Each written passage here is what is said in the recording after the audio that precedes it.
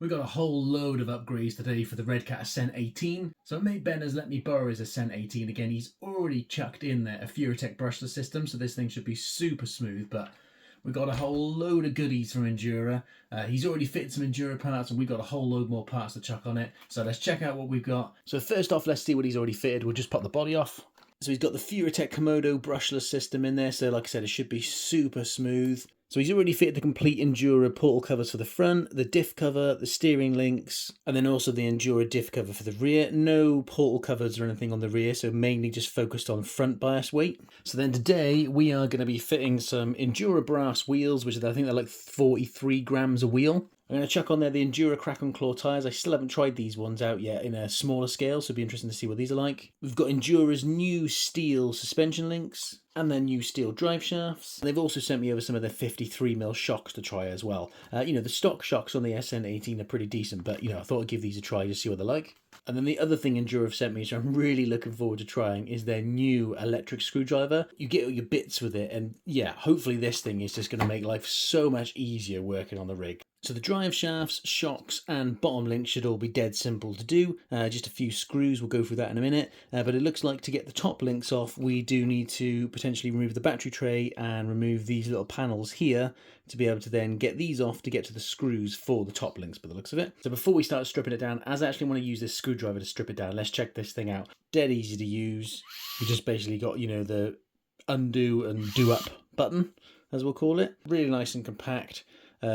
Under here, if you just pull this tab off, you've got your little USB charging port, because it does come with a USB charging cable. You also get like a little wrist strap, and of course you've got to get your Injora stickers, and then you get an assortment of bits. You've got a 5.5mm box for doing your wheel nuts. You've also got a 5-inch box again for doing like different size nuts. You've got a 4-inch box, and you've got a little Phillips head bit as well. And then for your hex drivers, you've got a 0.05 inch, a 1.3mm, a 1.5mm, and a 2mm. Most of the general sizes you would need, especially working on like your mini crawlers. So it should be the 1.5mm we're going to be using the most. So let's pop that in the screwdriver and then let's see what this thing's like. So let's just pop it in. So it slots in really nice and easily, and then obviously we can just undo or do up. So first things first, we're going to need to get these 4 screws out for the battery tray by the looks of it. So let's just do those. Should be nice and easy, hopefully. Oh, that's so much easier. Saves me having to do it all by hand. And it's powerful enough that it just backs them straight out straight away. So you just, no hassle there. Do the other side as well.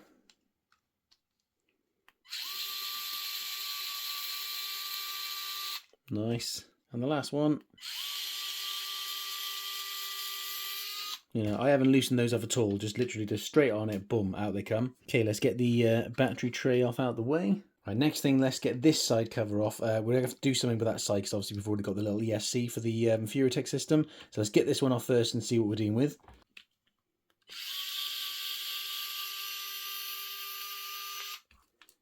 Definitely quicker than doing it by hand, that's for sure.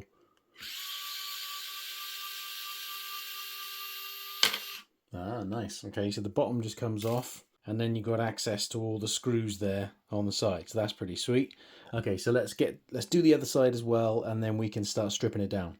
Okay, we've got our 5-inch box tool on there as well. So let's just see if we can undo the wheel nuts. Nice. It's got plenty of torque on it as well. So you can just whack it straight on there. Just boom. Off they come. That's pretty sweet. I'm absolutely loving this. This thing is going to save me so much time.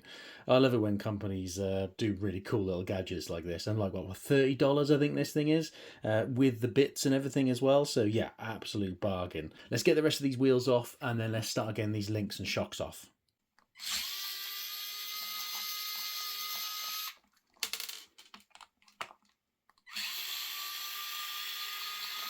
Oh, it's just so easy with this thing. So cool. There you go, so that's our lower links coming, that's our top link coming off, sorry. Right, I'm just going to do the rest of them. I won't bother boring you all the bits, and I'll show it to you once I've stripped some more of it off. Well, that was super easy. Got the rear axle all stripped off, and the front axle. So we're just left with the chassis with those 2 drive shafts on there. So I'm going to get those 2 drive shafts taken off, and then strip down each axle, get all the new stuff fitted on there, and then we'll chuck it back on the rig. So your suspension links do all need assembling, so you get all your rod ends and everything in one bag. Obviously you've got to screw those onto the ends of your actual suspension links. Your longer ones will go on the rear, and then your shorter ones will go on the front.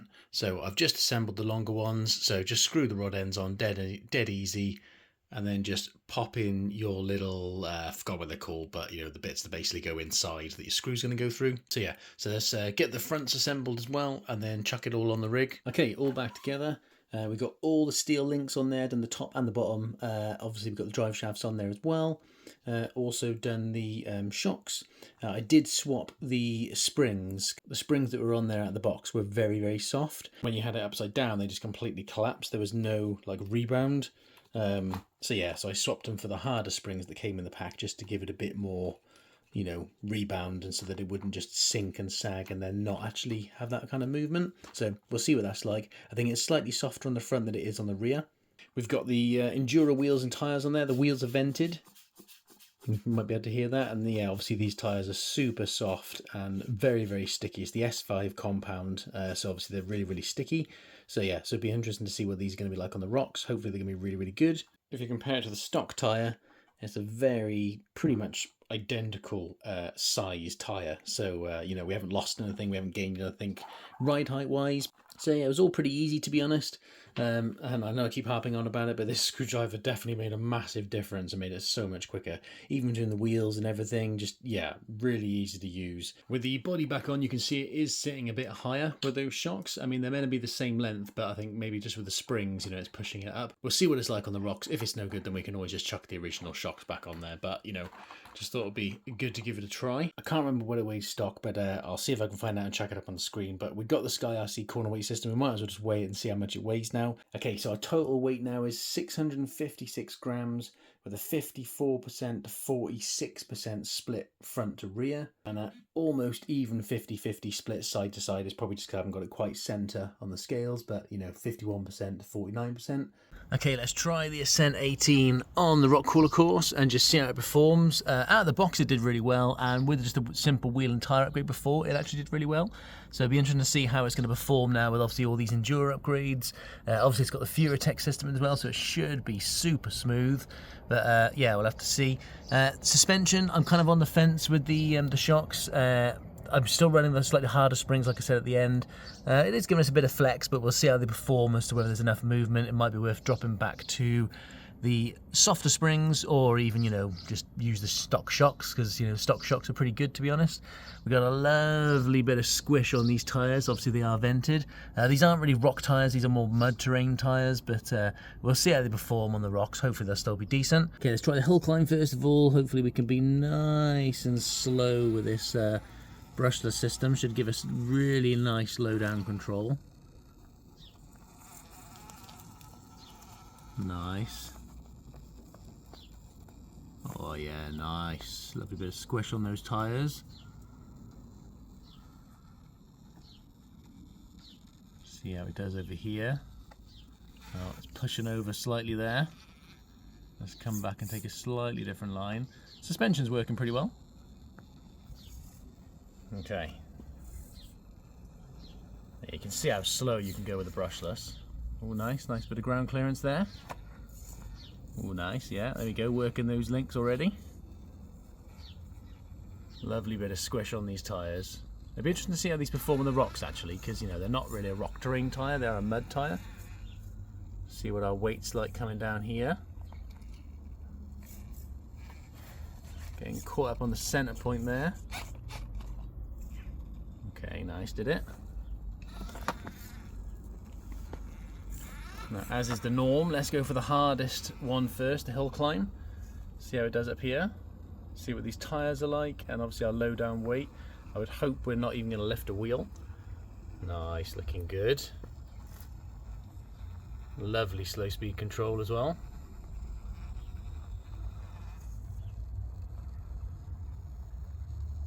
Nice. It's like super crawl. It's like slow motion. Nice, very nice, easy peasy. This is normally a good one to test out the tyre grip, because obviously it's quite a smooth rock to kind of breach and go over, so it'll be interesting to see how it does. Hopefully with a slow speed control as well, and the ground clearance should make pretty short work of it. Ah, lovely, lovely. See if we can carry on along this line, work our suspension a bit. Yeah, we have got a nice bit of movement there, to be fair, so that's pretty cool, a nice bit of flex. See if we can get up here. That's a bit of an easier approach, to be honest. I think the tyres do kind of push over a little bit.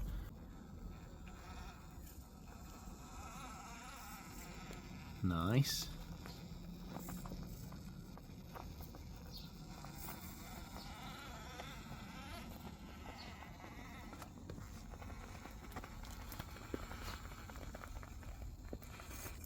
We might need to just maneuver a bit.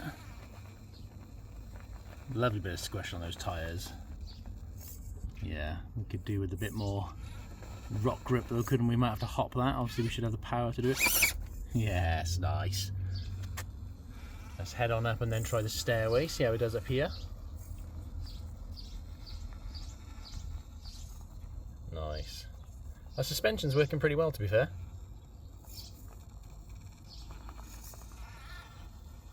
Nice.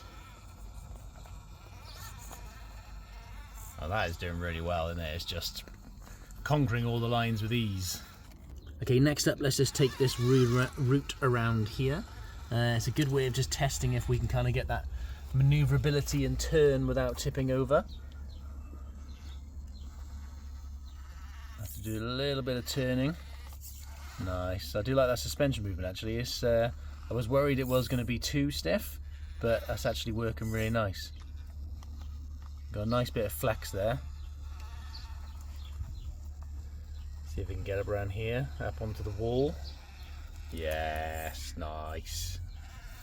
See if we've got clearance to get through here as well.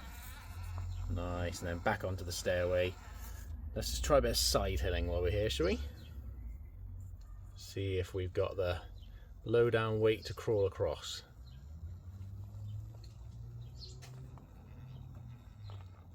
Oh, no, okay, that was pushing my luck, but you know, thought we'd try it. Okay, let's see if we can do the next hardest line, which I think I've done this with the CR18P, and I did do it with something else the other day, and I can't remember what it was, but basically you got to run a wheel across both sides and just see if you can get across without tipping over. Oh. Oh,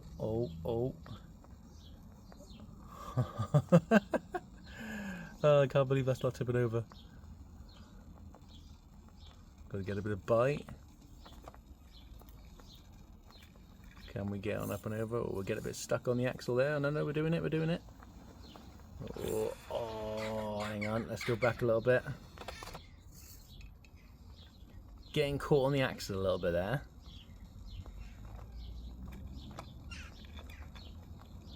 You can see it's kind of like getting caught on the front there, which is obviously giving us issues. Let's try and approach that one again. I think I messed the line up a little bit there.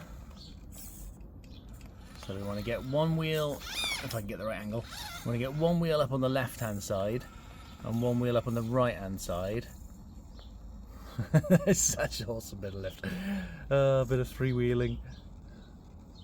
And then we want to try and run our tyre over that very edge by there to see if we can then get up, but we are getting stuck on that axle by there, so we are getting some axle clearances because it's, I think the narrower wheelbase, it's pulling it over to the left a bit.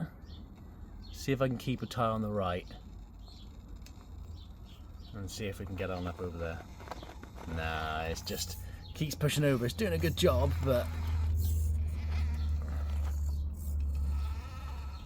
see if we can come across instead. To be fair though, it's not tipping over. That's doing a brilliant job of not tipping over. Well, there we go. We came across anyway. Let's see if we can. Oh, that's nice. Oh, moving my rocks, not the RC. Oh, look at that. Didn't even tip over.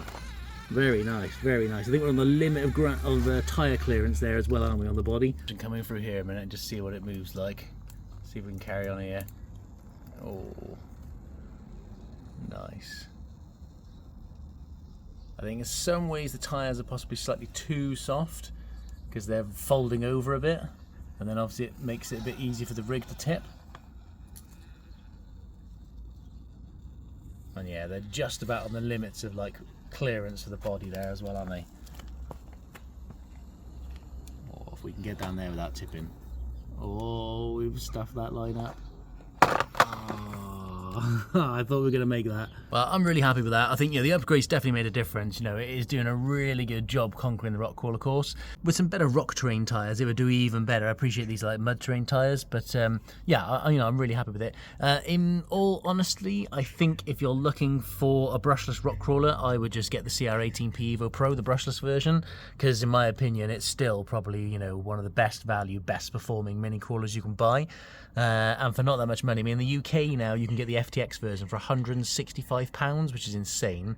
Or obviously on AliExpress, stuff like that, you can get the Hobby Plus version for like, $200.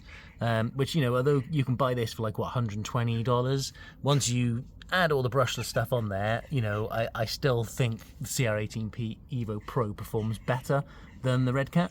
But anyway, just food for thought. But yeah, I'm really happy with the upgrades. I really like the Injora upgrades. They are affordable. They make a really nice difference. Really easy to work with. Yeah, really nice parts. And that electric screwdriver was such a good time saver. It was so good. I'll put a link in the description to all of the parts. So if you're interested in getting any of them, you can obviously purchase some of the links in the description.